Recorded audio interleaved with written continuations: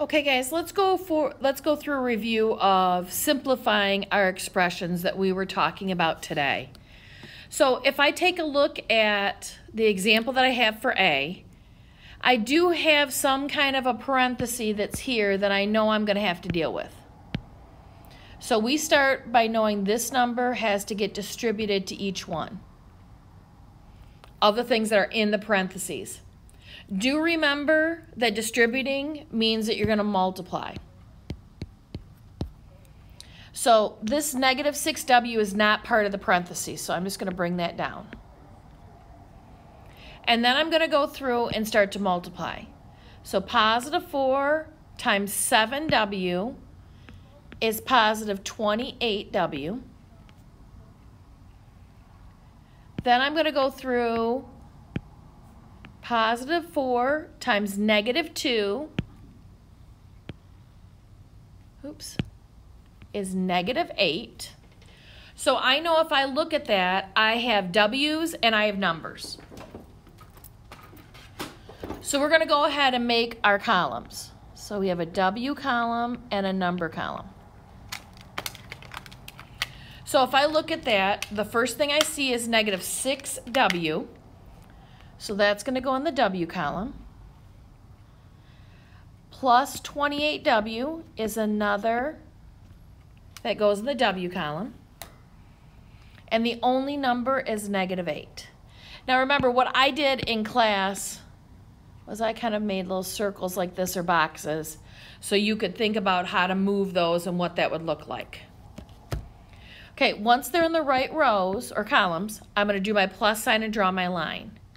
So negative 7 plus 28 is going to be positive 22, and the W goes with it. And then I'm just going to bring down this minus 8. So that's your final answer. Okay, let's take a look at B. On B, I do have parentheses, but as you can tell from looking right here, I don't really have a number there. So I need to know that if there's no number, I'm going to add a 1. Just like when there's no number in front of a variable, I assume it's 1. And this is going to get distributed to each one of those. Now this 14 isn't part of it, so I'm just going to bring it down. So if I do negative 1 times 14p, it's going to be negative 14p. Oops. Now if I do negative 1 times positive 7,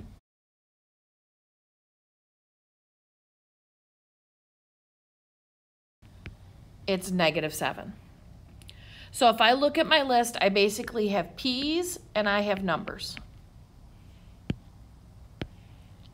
And I'm going to have to get each of these pieces in the right column. So this 14 is a number, so it's going to go here. Minus 14p is going to go as negative 14p in the p column. And this minus 7 is going to be negative 7 in the number column.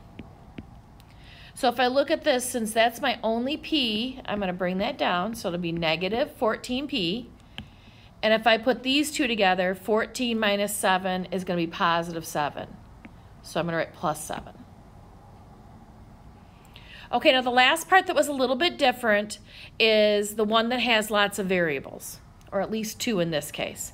So if I look, I have no parentheses to deal with at all, but I do have P's and R's. So if I go in alphabetical order, P would come before R. So I got 2 columns. And I'm basically going to take each of those pieces and get them in the right column. So 18P is going to go in the P column. Plus 5R, it's going to go in the R column. Minus 8R is going to go in the R column. And minus 20P is going to go in the P column. And then I can draw my line and make my plus sign. So now I can start to go down the rows. So if I do this row right here, positive 5 plus a negative 8 is negative 3, and the R goes with it. Then when I look here, positive 18 plus negative 20 is negative 2. So it's going to be negative P minus 3R. Okay, look over your stuff from the warm-up today in your foldables, and this will be your warm-up for tomorrow.